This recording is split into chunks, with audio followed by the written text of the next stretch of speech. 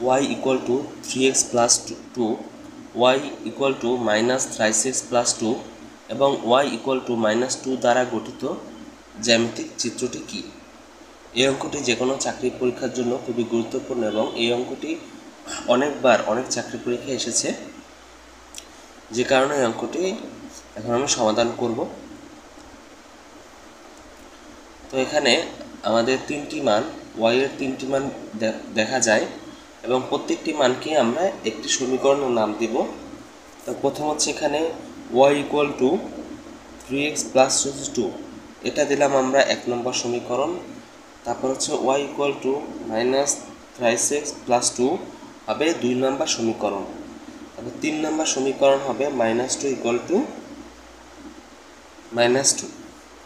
তো এখন আমরা দেখি যে এই 1 এবং 2 নম্বর সমীকরণে মান যথাক্রমে হচ্ছে, একটা হচ্ছে +3x এর সাথে এবং একটা হচ্ছে -3, এবং এই দুইটা পরম মান সমান, বা x এর সাথে 3 আছে, এটাও x এর 3 আছে, x এর সাথে যেটা আছে এটা হচ্ছে পরম মান বলা হয়। তাহলে এই দুইটা হচ্ছে প্রায় মিল, কিন্তু রেখাটি আবার ভিন্ন হবে, কারণ এটি রেখা আঁকলাম, তো এখানে এই সাইড থেকে হচ্ছে যোগের এবং এই সাইড থেকে বিয়োগের।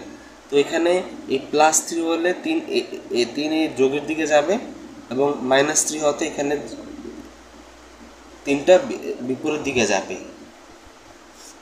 মানে এই দুইটা সংখ্যা এক থাকলেও দুইজনের আর কি অবস্থান হচ্ছে ভিন্ন।